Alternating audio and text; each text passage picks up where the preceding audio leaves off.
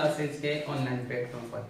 आप सबको पता है अपन पढ़ रहे हैं रासायनिक अभिक्रियाएं और उनकी समीकरण। ठीक है, अपन ने रासायनिक समीकरण लिखना और उनको संतुलित करना सीख लिया है। आज अपन पढ़ेंगे कि रासायनिक अभिक्रियाएं कितने प्रकार की होती है, उनका प्रकार कैसे डिसाइड करेंगे कि उनके अभिकर्मक किस प्रकार से व्यवहार करते हैं। ठीक है ना, तो इस प्रकार से उनके व्यवहार के आधार पर उनको भिन्न भिन्न प्रकारों में बांटा जाता है। देखो रासायनिक अभिक्रियाओं के प्रकार, पहला है अपना संयोजन अभिक्रिया।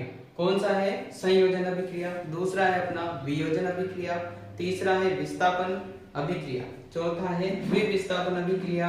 उसके बाद आता है उपचयन अपचयन अभिक्रियाएं और रेडॉक्स अभिक्रियाएं। ठीक है, देखो नाम पर मत जाना, ये इतने खतरनाक नहीं जितने खतरनाक इनके नाम है। ठीक है ना, बिल्कुल इजी कॉन्सेप्ट है, आपको बस एक के बाद एक अच्छे से समझना होगा। देखो संयोजन अभिक्रिया, जैसा कि नाम से पता चल रहा है संयोजन, ठीक है ना, यानी कि यहाँ अभिकर्मकों का क्या होगा? संयोजन।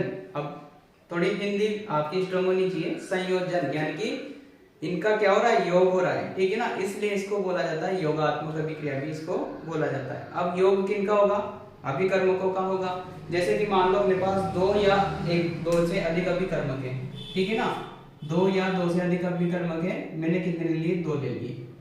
ए और बी कोई अभिकर्मक है, जब इनकी अभिक्रिया करवाएंगे तो ए भी कोई यौगिक बन गया। अब अपने पास कितने अभिकर्मक थे? दो। ठीक है ना, कितने अभिकारक थे? दो अभिकारक थे। इनकी अभिक्रिया के पश्चात ये दोनों क्या हो गए? जुड़ गए और एक ही उत्पाद बन गया। तो इस प्रकार की अभिक्रिया क्या कहलाती है? संयोजन अभिक्रिया। इसको योगात्मक अभिक्रिया भी कह सकते हैं। देखो अब इससे अपन परिभाषा बना सकते हैं। ठीक है, ऐसी रासायनिक अभिक्रियाएं जिसमें दो अभिकारक अभिक्रिया करके एकल उत्पाद का निर्माण करते हैं। एक ही उत्पाद बन रहा है तो इसे कहेंगे संयोजन अभिक्रिया। इसको पहचानने का तरीका भी बढ़िया है। ठीक है ना, दो अभिकारक रहेंगे और उत्पाद कितना रहेगा? मात्र एक। ठीक है, जहां उत्पाद केवल एक दिखे वहां समझ जाना कि कौन सी अभिक्रिया है? संयोजन अभिक्रिया। इसके उदाहरण की बात करते हैं, जैसे कि अपन लेते हैं H2 प्लस Cl2। ठीक है, H2 प्लस Cl2 क्या बन गया? 2HCl। क्या बन गया? 2HCl। अब देखो हाइड्रोजन और क्लोरीन, ठीक है, दो अभिकारक हो गए अपने पास, लेकिन उत्पाद कितना बन रहा है? केवल एक बन रहा है। क्यों? क्योंकि दोनों मिलकर एक हो गए और यहाँ इनका योग हो रहा है, इसलिए कह सकते हैं कि यहाँ कौन सी अभिक्रिया है? संयोजन अभिक्रिया है। तो परिभाषा क्या बन जाएगी इसकी कि जब दो अभिकारक मिलकर एकल उत्पाद का निर्माण करते हैं, ठीक है ना, एकल उत्पाद सिंगल प्रोडक्ट एकल उत्पाद का निर्माण करते हैं तो इसे अभिक्रिया क्या कहलाती है? संयोजन अभिक्रिया। अब इसका जस्ट उल्टा ले लेंगे, वियोजन अभिक्रिया हो जाएगी। वियोजन का देखो, जैसा कि इसके शब्द से पता चल रहा है वियोजन मतलब इसका क्या हो रहा है? टूट रहा है। ठीक है ना, वियोजन यानी टूटना या अपघटन भी कह सकते हैं। इसलिए वियोजन अभिक्रिया में अभिकारक टूटते हैं। ठीक है, इसमें क्या होगा? एक अभिकारक होगा, जैसे कि ए भी ले लिया। अब ये दो या अधिक उत्पादों में टूटेगा। ठीक है ना, जो ए बी अभिकारक है अपना, ये ए प्लस बी में टूट गया। ठीक है, यानी कि अपन ने ए बी कोई भी यौगिक ले लिया, इसकी जब रासायनिक अभिक्रिया करी तो ये दो उत्पादों में चेंज हो गया। अब एक टूट के दो में बन रहा है तो कौन सी अभिक्रिया होगी? वियोजन अभिक्रिया। ठीक है ना, यहाँ अपघटन भी कह सकते हैं क्योंकि ये टूटना किसका? देखो टूटने का क्या होता है? अपघटन भी होता है, तो इसको अपघटन अभिक्रिया भी कहा जाता है। तो देखो अब इसका जो उदाहरण होगा ये भी इसका उल्टा हो जाएगा संयोजन अभिक्रिया का। तो यहाँ जैसे इसका उल्टा ले लेते हैं अपन, HCl किसमें टूट रहा है? H2 प्लस Cl2 में टूट रहा है। ठीक है, किसमें टूट रहा है? H2 प्लस Cl2 में। इसको जब सेटिस्फाई करेंगे तो यहाँ पर 2 आ जाएंगे। ठीक है, अब देखो परिभाषा के अकॉर्डिंग क्या बन रहा है? जब एकल अभिकारक टूटकर दो या अधिक उत्पाद बनाता है तो ऐसी अभिक्रिया को क्या कहलाती है? वियोजन अभिक्रिया कहलाती है। ये अपनी परिभाषा वाली बात हो गई। इसके बाद तीसरा टाइप आता है अपने पास विस्थापन अभिक्रिया। ठीक है ना, यहाँ थोड़ा समझने वाली बात होती है। विस्थापन अभिक्रिया ऐसी अभिक्रिया जिसमें अधिक क्रियाशील तत्व कम क्रियाशील तत्व को क्या कर देता है? विस्थापित कर देता है। अब यहाँ आपको सक्रियता श्रेणी याद होनी चाहिए कि कौन सा तत्व तो अधिक क्रियाशील है और कौन सा कम क्रियाशील है। सक्रियता श्रेणी आपको अलग से वीडियो में उपलब्ध करवा दी जाएगी। फिलहाल तो आपको इतना सा ध्यान रखना है कि सक्रियता श्रेणी में जो तत्व ऊपर आते हैं वो अधिक क्रियाशील होते हैं और जो तत्व नीचे आते हैं वो कम क्रियाशील होते हैं। ठीक है, देखो इसका एक उदाहरण लेते हैं। विस्थापन अभिक्रिया किस प्रकार से होगी? देखो मान ये है A प्लस बी सी, ये अपने पास दो अभिकारक है। ठीक है, अब ये A क्या कर रहा है? A इसके एरिया का डोन है, जैसे कहते हैं ना अपन की उस एरिया का डोन वो है। तो यहाँ मान लो अपने पास एक बर्तन में दो प्रकार के अभिकारक है, A और बी सी। ठीक है, अब A थोड़ा स्ट्रॉन्ग है, मतलब ये अधिक क्रियाशील है, ये किसी से भी क्रिया कर लेता है। और क्योंकि ये जो B है ये इसकी अपेक्षा में क्या है? कम क्रियाशील है। तो A क्या कहेगा कि नहीं तुम वहां से हटो, क्योंकि इस एरिया का डॉन कौन है? मैं हूं। तो ये B को हटा देगा और खुद किसके साथ जुड़ जाएगा? C के साथ। ठीक है, तो A किसके साथ जुड़ गया? C के साथ, और B को क्या होना पड़ा? C से अलग होना पड़ा। तो बताओ यहाँ पर A ने किसको विस्थापित किया? B को विस्थापित किया, इसलिए इस अभिक्रिया का नाम दिया जाता है विस्थापन अभिक्रिया।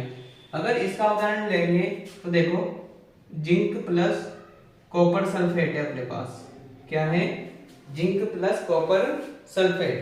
अब जो जिंक होता है वो कॉपर से अधिक सक्रियता रखता है, मतलब ठीक है ना, ये अधिक क्रियाशील है जिंक किसकी अपेक्षा? कॉपर की अपेक्षा। तो जैसे ही इनको मिलाएंगे अपन तो जिंक क्या कहेगा? ये जिंक सी को यानी कॉपर को कहेगा कि तुम वहां से हटो, क्योंकि यहाँ किसका राज चल रहा है? यहाँ तो मेरा चलता है। क्यों? क्योंकि जिंक क्या है? अधिक क्रियाशील है। तो ये किसको हटा देगा? कॉपर को हटा देगा और खुद किसके साथ जुड़ जाएगा? SO4 के साथ। तो देखो क्या बनेगा यौगिक अपना? Zinc sulphate plus copper. ठीक है, यानी कि जिंक ने किसको विस्थापित कर दिया? कॉपर को विस्थापित कर दिया, इसलिए इस अभिक्रिया को कहा जाता है विस्थापन अभिक्रिया। देखो अब द्विविस्थापन अभिक्रिया किस प्रकार से होगी वो देखते हैं। ठीक है ना, द्विविस्थापन जैसे कि नाम से ढूंढो, द्विविस्थापन होगा तो इसमें भी विस्थापन, लेकिन द्वि लग रहा है। कितनी बार विस्थापन होगा? 2 बार विस्थापन होगा। देखो अपन AB और CD कोई 2 प्रकार के यौगिक ले रहे हैं।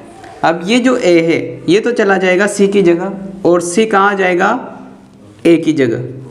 तो इसमें क्या हो रहा है? द्विविस्थापन अभिक्रिया ऐसी रासायनिक अभिक्रिया जिसमें आयनों का आदान प्रदान किया जाता है क्या कहलाती है? द्विविस्थापन अभिक्रिया।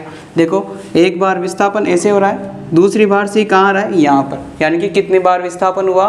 2 बार विस्थापन हुआ। तो क्या बन जाएगा अपना यौगिक? अपना बन जाएगा CB प्लस A कहाँ गया? D के पास। ठीक है, तो 2 बार विस्थापन हुआ, इसलिए इसको कहा जाता है द्विविस्थापन अभिक्रिया। अब एक एग्जाम्पल लेते हैं। देखो AgNO3 plus NaCl, silver nitrate और सोडियम क्लोराइड। अब अपन इनके क्या कर रहे हैं? अभिक्रिया करते हैं। तो देखो ये कैसे रिएक्ट करते हैं? जो Ag होता है वो Na को विस्थापित कर देता है। ठीक है, अब चूंकि Ag यहाँ से हट गया, अब यहाँ क्या हो गई? खाली जगह हो गई। तो जैसे ही Na यहाँ से निकलेगा खाली जगह देखकर यहाँ आ जाएगा। ठीक है, तो यौगिक क्या बनेगा अपने पास? NaNO3 plus AgCl। अब बताओ 2 बार विस्थापन हुआ या नहीं हुआ? Ag की जगह कौन आ गया? सोडियम। सोडियम की जगह कौन आ गया? सिल्वर। 2 बार विस्थापन हुआ, इसका मतलब इसे कहेंगे अपन द्विविस्थापन अभिक्रिया। अब थोड़ी समझने वाली बात, उपचयन अभिक्रिया। ठीक है, इसको बोला जाता है ऑक्सीकरण अभिक्रिया। क्या बोला जाता है? ऑक्सीकरण अभिक्रिया। ठीक है, सबसे ज़्यादा इसका प्रचलित पॉपुलर जो नेम है वो होता है ऑक्सीकरण अभिक्रिया। लेकिन थोड़ा सा इसको और कन्फ्यूज करने के लिए एग्जामिनर अपन को क्या दे देता है? उपचयन नाम दे देता है। ठीक है, उपचयन अभिक्रिया। क्या होती है उपचयन? क्या होता है ऑक्सीकरण? क्या होता है ऑक्सीडेशन? देखो इसमें होता है ऑक्सीजन का योग, ठीक है, या फिर हाइड्रोजन का निष्कासन। जिस भी यौगिक में अगर ऑक्सीजन का योग हो रहा है या फिर उस यौगिक से हाइड्रोजन का ह्रास हो रहा है, यानी कि उस यौगिक से हाइड्रोजन की कमी हो रही है, तो इसे कहेंगे अपन कौन सी अभिक्रिया? ऑक्सीकरण अभिक्रिया। जैसे कि एक एग्जांपल लेता हूँ मैं। मान लो A है, इसकी अभिक्रिया करा देता हूँ ऑक्सीजन से, ठीक है। ये बना रहा है मान लो AO प्रकार का यौगिक, ठीक है।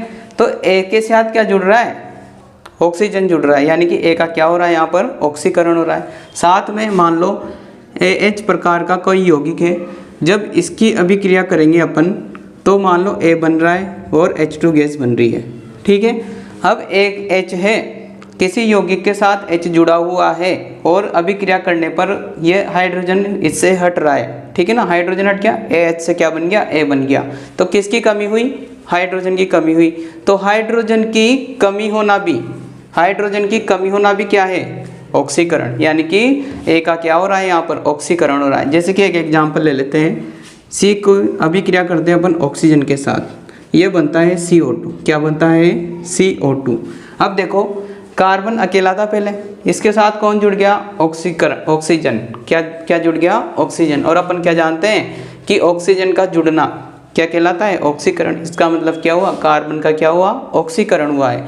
यानी कि जिस अभिक्रिया में किसी भी यौगिक का ऑक्सीकरण होता है वो अभिक्रिया कहलाती है उपचयन अभिक्रिया। क्या कहलाती है, उपचयन अभिक्रिया। अब बात करते हैं अपन अपचयन की, उपचयन का उल्टा। इसमें क्या होगा, इसमें ऑक्सीजन की तो क्या होगी, कमी होगी, या हाइड्रोजन की क्या होगी, वृद्धि होगी, ठीक है। उस यौगिक में से या तो ऑक्सीजन की कमी होगी या फिर हाइड्रोजन की क्या होगी, वृद्धि होगी, ठीक है। इसलिए इसको बोला जाता है अपचयन, अपचयन ही बोला जाता है इसको, ठीक है, अपचयन अभिक्रिया।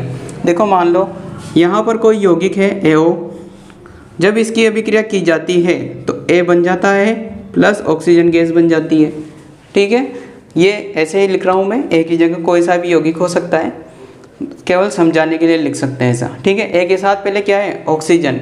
अब जैसे ही अभिक्रिया की A अकेला हो गया, ऑक्सीजन अलग हो गई इससे, इसका मतलब ऑक्सीजन की क्या हो रही है, इसमें कमी हो रही है, ठीक है। और कमी होना किस बात का उदाहरण है, अपचयन का, ठीक है। या फिर जैसे कोई यौगिक है, इसकी अभिक्रिया हाइड्रोजन के साथ करते हैं तो AH प्रकार का कोई यौगिक बन रहा है। पहले तो A अकेला था, अब इसके साथ कौन जुड़ गया, हाइड्रोजन जुड़ गया। और हाइड्रोजन का जुड़ना भी क्या कहलाता है, अपचयन कहलाता है। जैसे कि मैं यहाँ लिख दूँ H2O, क्या लिख दूँ, H2O, ठीक है ना।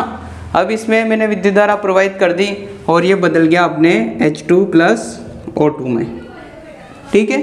अब पहले हाइड्रोजन के साथ कौन था, ऑक्सीजन था, अब हाइड्रोजन अकेला रह गया, ऑक्सीजन अलग हो गई, यानी कि हाइड्रोजन को किसका नुकसान हो गया, ऑक्सीजन का नुकसान हो गया।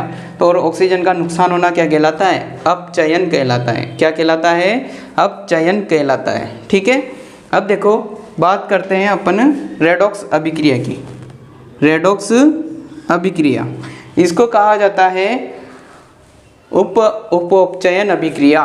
क्या कहा जाता है, उपचयन अभिक्रिया। अब रेडॉक्स जिसमें उपचयन भी हो और अपचयन भी हो, ठीक है, यानी कि ऐसी रासायनिक अभिक्रिया जिसमें उपचयन व अपचयन साथ साथ होते हैं, क्या कहलाती है, रेडॉक्स अभिक्रिया कहलाती है। उपचयन और अपचयन अपन समझ चुके हैं।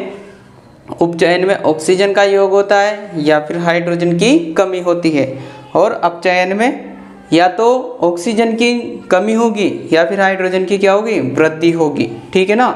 जैसे कि मैं एक उदाहरण ले लूँ, CaO + H2, क्या उदाहरण ले लिया मैंने, CaO + H2। अब देखो ये बन गया अपने, जैसे अभिक्रिया की तो Ca + H2O। अब मुझे ये बताओ कि जो कैल्शियम ऑक्साइड था